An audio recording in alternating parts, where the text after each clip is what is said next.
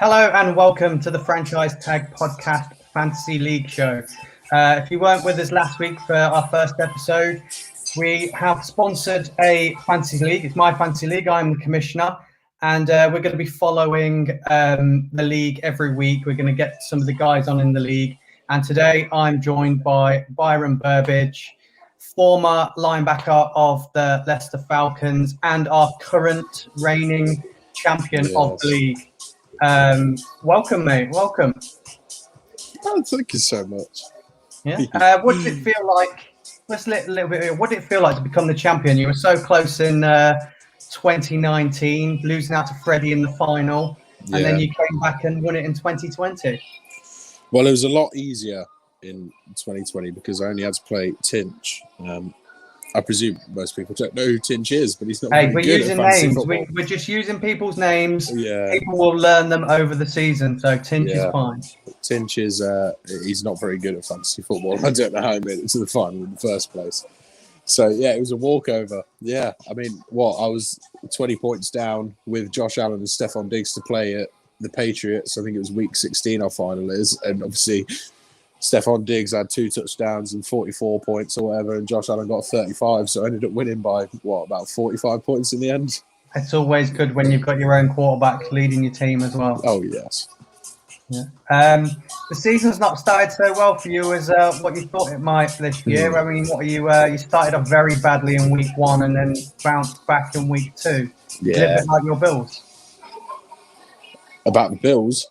No, well, your team in fantasy was a little bit like the Bills. Started off bad week 1. Yeah. Well, it's one of them. It's not how you start off the season; it's how you finish it. I mean, to be honest, with week 1, it was a bit of a write-off. Obviously, I have Aaron Rodgers and Aaron Jones at quarterback and running back 1, and neither of them had a good game. And that sort of buried me, if I'm honest. Justin Jefferson didn't have a great start to the season either. I got no points from Mike Gesicki on my tight end. So it was a bad day all round. But I got that out of my system. So, week 2, it was a lot better. I think I ended up with 160 odd points or something like that. Yeah, it was a bit of an odd one for us. I think we mentioned last week, we went through some of the guys that were in the league. And I think I briefly said, you are someone in our league that always drafts well. So I was really surprised. I looked at your team after the draft and thought, you know what, he's done it again. He's drafted well. You're a guy that doesn't pick much up off the waivers, but it just didn't quite happen for you. I think your team's good. It's strong. I think you've drafted well. I still think you're going to be one to watch throughout the season. Yeah, well, if I'm honest, my draft wasn't as strong as I would have quite liked it to have been. Because the first 2 seasons I played with you, I was either towards the start or towards the end of the first round. So obviously I could either get, a strong running back and a strong wide receiver first off, or, I can get 2 decent running backs off the start because I got 2 picks back to back at the end of the round. But I think I was 9th this year, which is just after the middle. So I'm picking up average running backs and wide receivers, and I'm quite happy with them still. I've got Aaron Jones and I've got Justin Jefferson. They're my wide receiver 1s, so they're not bad, but at the same time they're not as strong as they could be. Is there anyone in this league so far? We've only played 2 games, but is there anyone you're not looking forward to playing against this year? No. Oh, you're that confident? Yeah. There's no one at all? No, because most of the people don't know what they're doing. They really don't. Last year I obviously had Josh Allen and Stephon Diggs, and I picked Josh Allen as my QB1, and I think we were at your dad's house. And you said, and I think you made the noise, and I think that was in the 7th round. And I also had Stephon Diggs who'd fallen. And, I feel like I just have a gift for picking up QBs and receivers that do fantastically each year. So I know Aaron Rodgers is a bit of he always has a good year. But Justin Jefferson, he was good last year. I think he'll be even better this year because he's got Adam Thielen Adam Thielen is still wide receiver 1. So Justin Jefferson, who is a fantastic receiver, is going to be getting second-rate corners playing against him. I think he's going to be open a lot more. I think KD Osborne also played quite well last week, so it's only going to draw a bit more attention towards him. So I think Justin Jefferson's permanently going to be a good shout. Yeah. I said last week that I thought that Ben Gilbert was a dark horse and one to watch in this league. Now, he had a monster score of 184 points in week 2. It's the highest score anyone's ever scored in our league. He beat Nathan, who I mentioned in our group, as one highest scorer for, I think, six years in a row. Not in a row, but 6 years in total. Are you not bothered about coming up against him? Because I think he knows what he's doing. Yeah, but the thing is with Ben, he picks with his team. You know, he picked Tom Brady and Chris Godwin. Is it Chris Godwin or Mike Evans? Oh, he's got Mike Evans. Yeah, and the Buccaneers defense, and that's what I mean. Jones as well.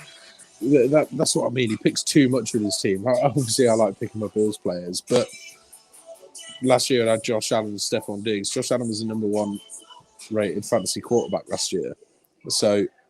It's not like it's just picking because the Bills are my team. I knew that Josh Allen and Stephon Diggs would have a good year.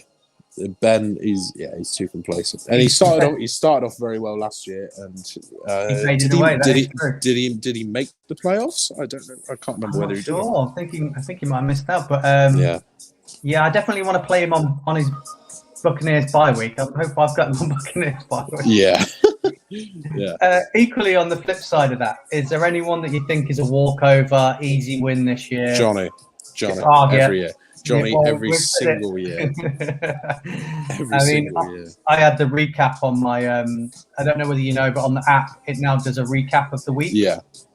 I read mine. I played Johnny this week. I absolutely destroyed him. 141 to 75. Well, you beat him with your kicker in the Bills' defense. Yeah, I mean, that's all I really needed. Everyone else could have just had a rest. I mean, I read the little matchup recap, and I lost to Johnny in the playoffs last year, and it basically said, "This is payback for him beating me." So.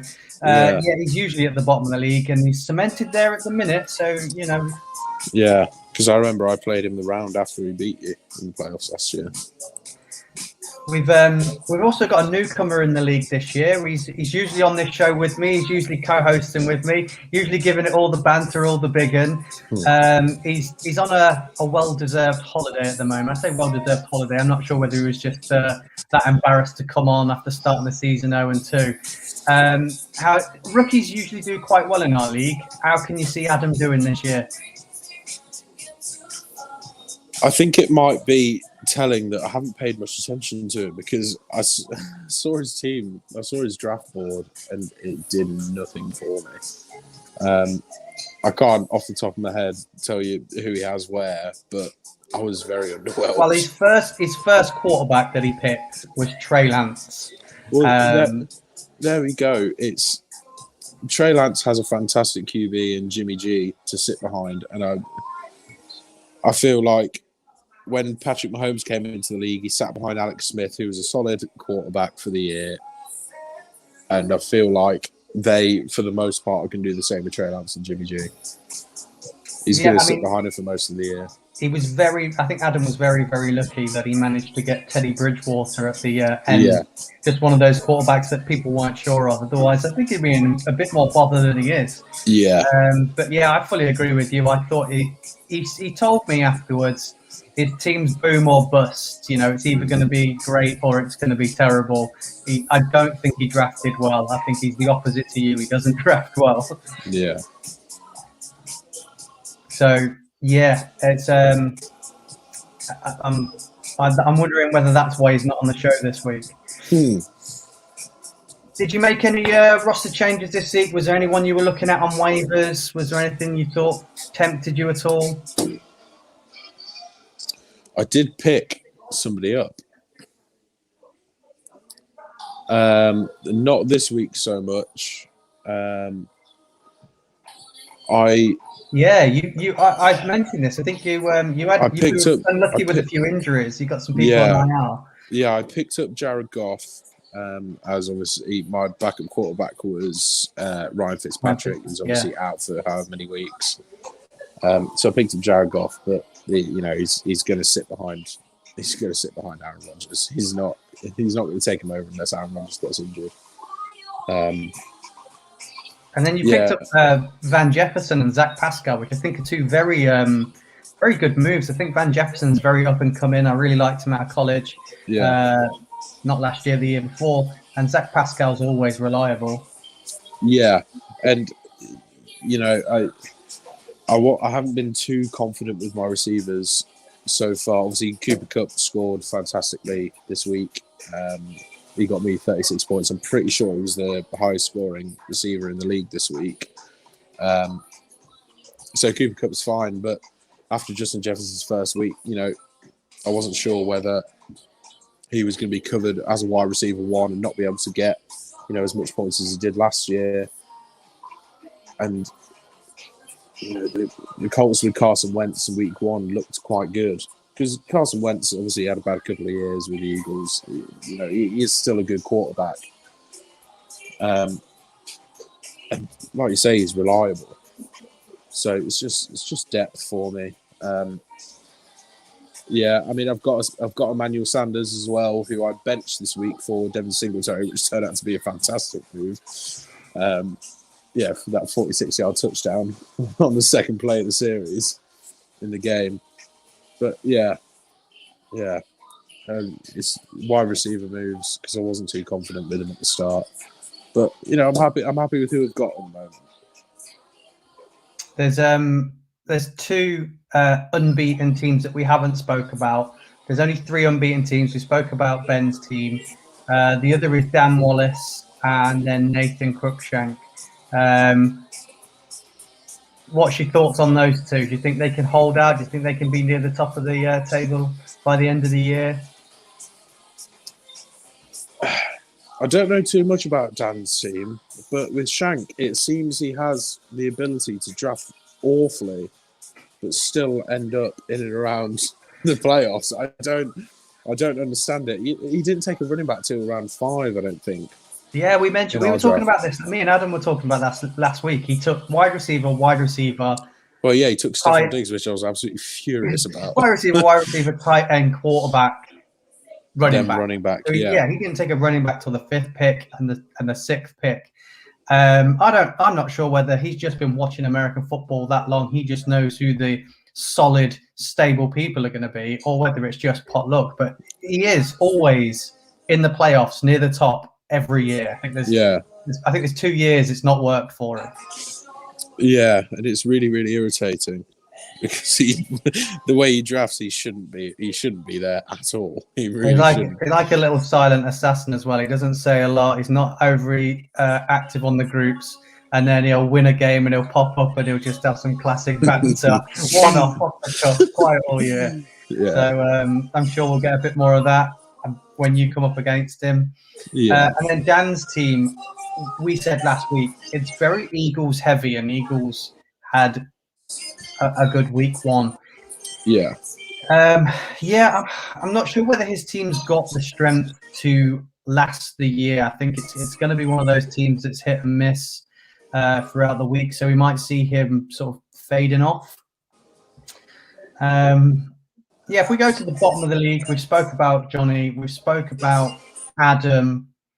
The other one, I'm really surprised this guy's down the bottom. It's Matt Kirk, the Jack Street Boys, the Cowboys fan of our league. Yeah. He's real good. His knowledge is fantastic. He's won the league. He won it in his first year. He's always there and thereabouts. So I'm really surprised that he's down the bottom. Yeah, no, I know what you mean. It seems to me that he just didn't draft very well because he only scored 82 points against me because I played him this week, week 2. He only scored 82 points, I think it was, which is very, very unlike him because he's usually very solid. He's made a very interesting waiver pickup. It's something that if we, I don't think I'm going to overly go through my start and sit-ems this week like I did last week. It runs on a little bit. But he picked up Dan Jones off of the waivers this week, and I think he is a must start this week. It's a one-man team now. It's literally just him and Sterling Shepard. I don't understand how... He's playing against the Atlanta Falcons. Their defense is trash. I don't understand how Dan Jones can be as quick as he is. I don't know whether it's panic. 6'5", 250 pounds, whatever, like. I don't know whether it's panic or just sheer athleticism, but there's something not quite right about that man. I don't know what it is. Well, he never did it in college. He never ran in college, and now. He didn't play behind the Giants O-line in college, that's why.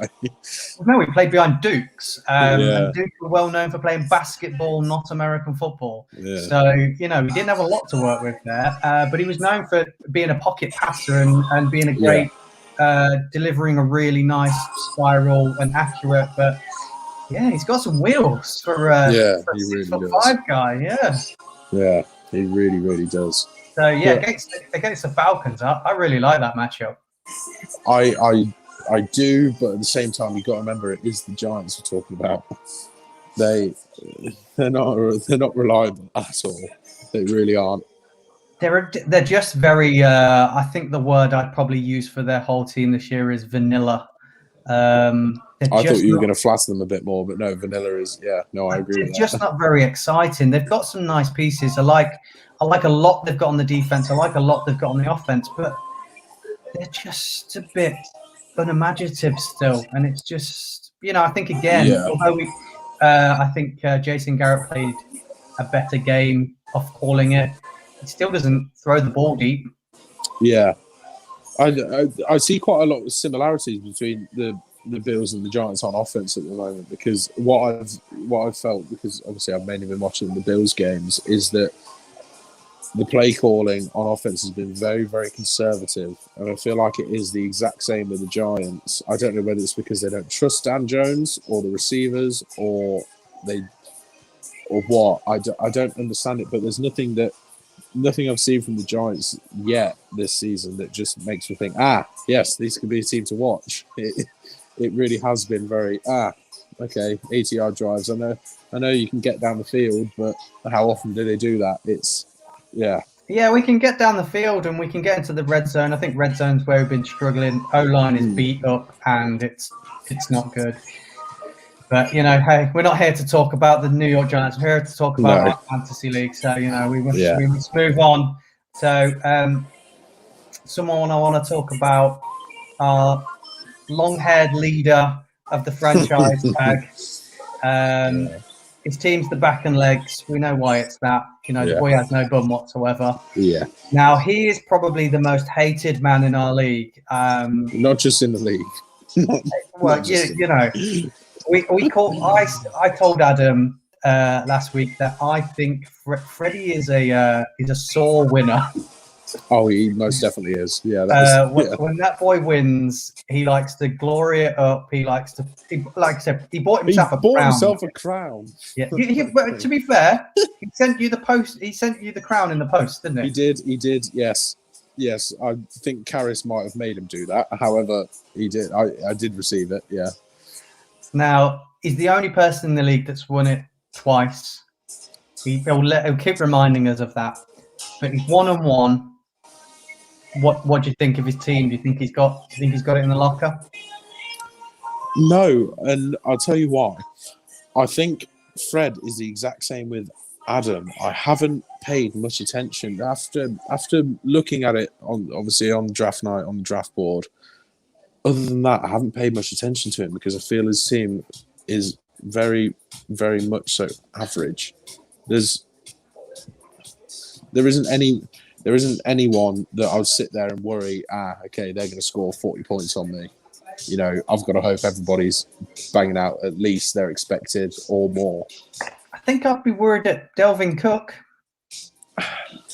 Yes, but at the same time, obviously, they've got two fantastic receivers in Justin Jefferson and Adam Thielen. I know they're a run-first offense, but at the same time, Kirk Cousins isn't a bad quarterback. He isn't. So I don't think Dalvin Cook is going to be as generous as he was last year because I believe you had Dalvin Cook last year. Yeah, and he was always good for points. I know. He's a fantastic. I didn't have Dalvin Cook. I had Dalvin Cook the year before. Last year I had Saquon Barkley, who got injured and out for the year. Yes, you did. Yeah. And then I think I had Sonny Michel. Not Sonny. I had Cam Akers, who got injured and out for the year. Yes, I just had everyone who got injured. Yeah, because I had Nick Chubb and Austin Eckler. We were in the exact same boat. Yeah. Yeah, Dalvin Cook, I mean, he's a fantastic running back. You can always rely on him for 10, 15 points, whatever. But it's not the same as with Derrick Henry. You know, they're not all... They should, I think, look to run the ball all the time.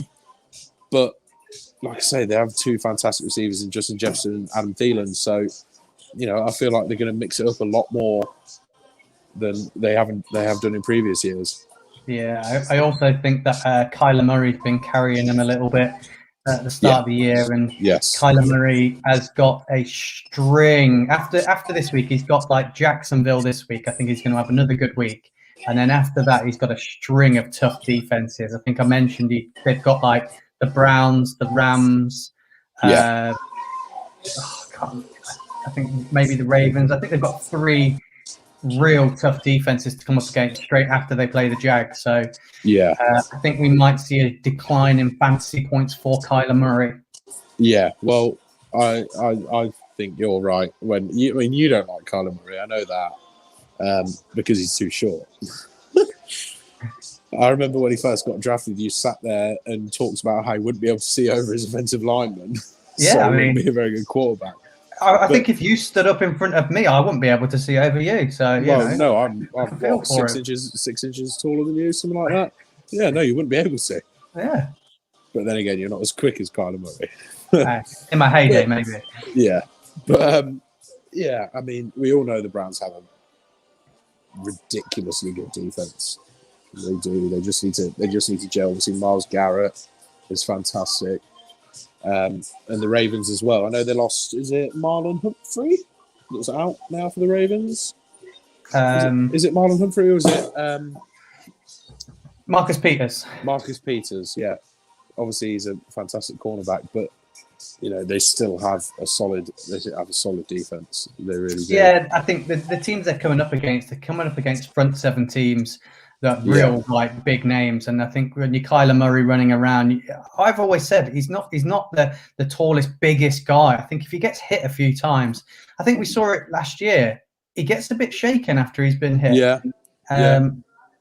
So you know he's got some tough defenses to come up against. Yeah, he does, and I think that will be the downfall of Fred. Him and Kirk Cousins realising how good his receiving core is. That will be the downfall of Fred. Oh, fingers crossed for you. It wouldn't be right without getting you on the show and letting you have a little pop at me. So, you know, let's talk about my team. You know, go for it. You want to know who's in it? Do I want to know? Yes, I do. Okay, so I've got Russell Wilson at quarterback, obviously. You know, my MVP every year. Yeah. It doesn't matter who he comes up against. He's good for points. Yeah, no, that's fair. And then when it comes, I selected well with my first until week 9, may I say? He'll still be fine, unless that's his bye week. Then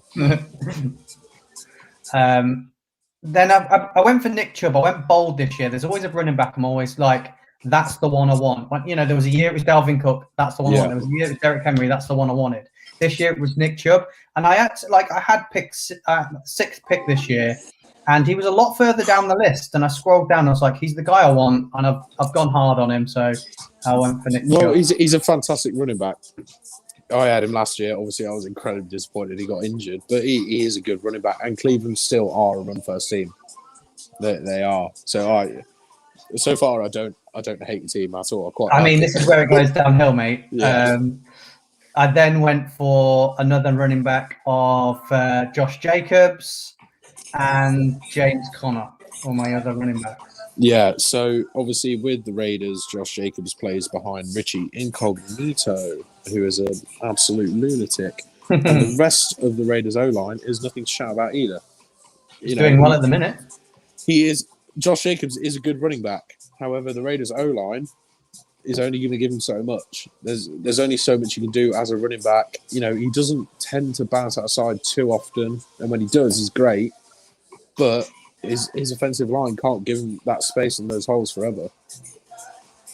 It's my RB2. I think he is an RB2. Yeah. And I think he'll have his weeks where he gets me the points on the board. Fingers crossed Nick Chubb just keeps me on top of those things. Yeah. James Conner, I thought he'd become the RB. Well, I say come the RB1. He's actually on the pitch, I think, 4 more snaps than Chase Edmonds. I think you might be right. I think he's had like 4 more carries than Chase Edmonds over 2 weeks, but yeah, doesn't seem to be getting the points. He's had the chances. I've seen them towards the end zone and they're using him, but he doesn't seem to be working. No, and I've always been quite disappointed with him when he was at Pittsburgh, because he had all this promise, and he'd have a good couple of plays in a game, but other than that, it was just 2 or 3 yard runs, and he gets stuffed up by the D line. I like him as a player, but I don't think he's one to guarantee you points at all. And then wide receivers, I felt like I did all right. I went for DeAndre Hopkins. I thought it was a safe. Yeah, well, yeah, he's a guarantee. We don't need to talk about DeAndre Hopkins. And then I took my gamble on Kenny Golladay because he's such a good receiver. But he is. Ain't working yet. Yeah, he is a good receiver. No, you know what? I'm going to leave it at that. No, I'm all right with wide receivers, I think. Yeah. Okay. I'm just being polite because I'm on your show. No, mate, this is not a polite show. I'm not really. This is the show where you tell the truth. You call people out. I'm not really. You tell them the shit. I went Bills defense. I did a sneaky. I sat next to you. I was like, "How do you think their defense will do?" Yeah, you did. I remember. And then as soon as you're like, "Yeah, I really like it. Yeah, it's going to be good." I was like, pick. Well, have I been wrong? Hey. No. Yeah. I don't know what it is. Well, no, I do know what it is. It's the fact that we have 2 fantastic edge rushers. Well, we have more than 2. You got 4, haven't you? Well, Mario Addison, I wouldn't say is fantastic, but he's reliable. He gets pressures. Jerry Hughes, he's fantastic year in, year out. But because we watched the draft together, you, Fred, and I, you wanted the Giants to take Rousseau. Yeah. And obviously, I'm quite surprised he fell to 30th. I believe we were 30th. I'm quite surprised he fell to 30th. But he's had 2 sacks. He had 2 sacks last week. But it's also AJ Epinesa. He had 9 pressures in 34 snaps, I think it was, last week. And he had 15 pressures in about 170 odd last year. He spent last year gaining weight, gained about 10 pounds, I think it was, and he looked so much different. And especially with Ed Oliver stepping up at defensive tackle as well. I was quite pissed off that we took those defensive honest. Here we are. You already had a defense, I think, at this time. I think. That was because I accidentally put it on auto pick while I went for a week. Wow. Because I would not take the Dolphins defense. The answer to that is don't go for a wee, I think. Yeah.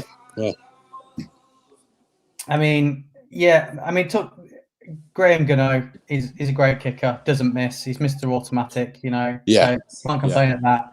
I went for Hollywood Brown, Michael Pittman as a couple of my flex options. Yeah.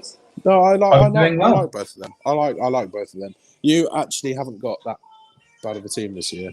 You're still in the league, but after the draft, you get an email saying how many games you're going to win.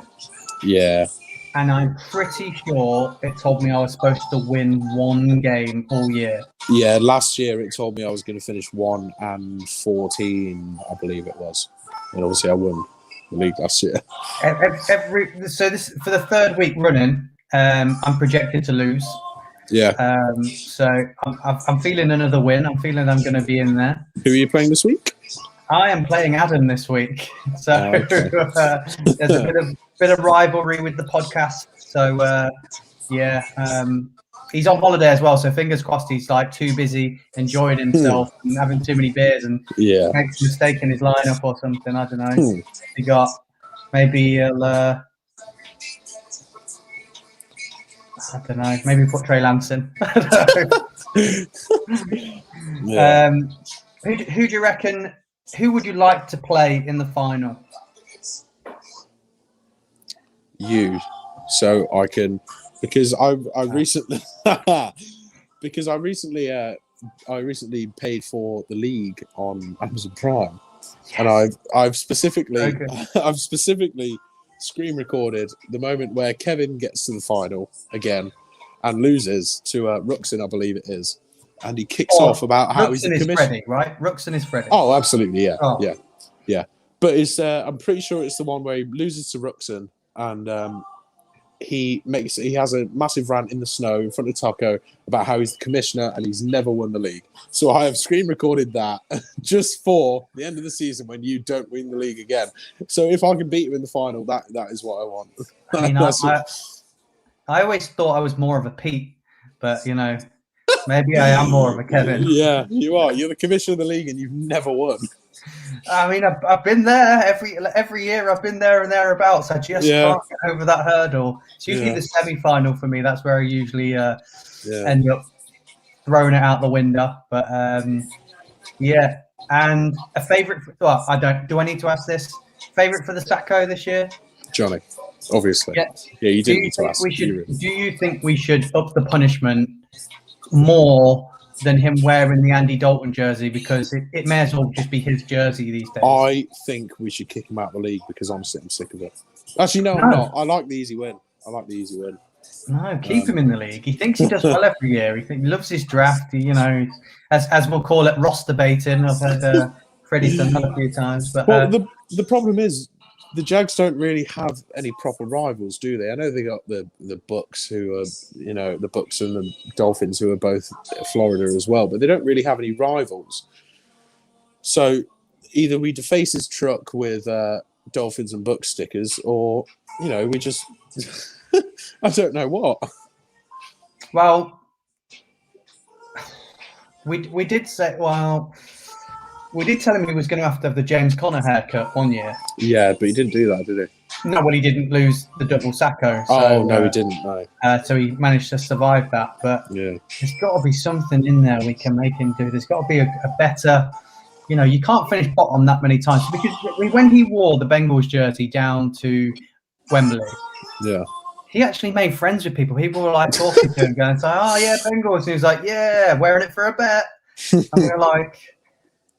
It's not supposed. It's not. So, going back to the league? Do you remember I can't remember what season it was, but Andre won the Sacco, and he had to play the flute outside of a bus stop. Yes. I think because Johnny has a guitar, I think we work with what we've got here. Johnny stands in front of a bus stop or in a train station and plays a guitar with a vest on and a farmer's hat. I'm down for that. It's noted on here. I am as well. It's out there. This saves. If Johnny gets a Sacco this year, we want him almost busking in farmer's outfit with his guitar. Absolutely. We'll get him a Vince Wilfork outfit. Yeah, that's the one. And we'll get him busking. That's the one. Okay. That's all we've got time for, mate. I'm trying to try and keep it short and sweet. The guys said it went on a bit longer than it should done last week, so we're trying to keep it tight. Thanks for coming on. Oh, it's been wonderful. Best of luck trying to keep your title. Oh, I don't need it, Andrew. You know that. I'm going to be there trying to push you all the way, but keep it up, mate. Keep it going. Thank you so much. This is going out live, but it will be on all of our socials. It'll be on Facebook, be on YouTube. So go there, like, subscribe, give us a watch, follow the league, learn all the lads' names. We're all going to have a great time. But that's it from me and Byron. So tune into the main show. I think that went up last night. So give that a watch. And we'll be with you on Sunday for the preview show. Cheers, guys. Bye-bye for now.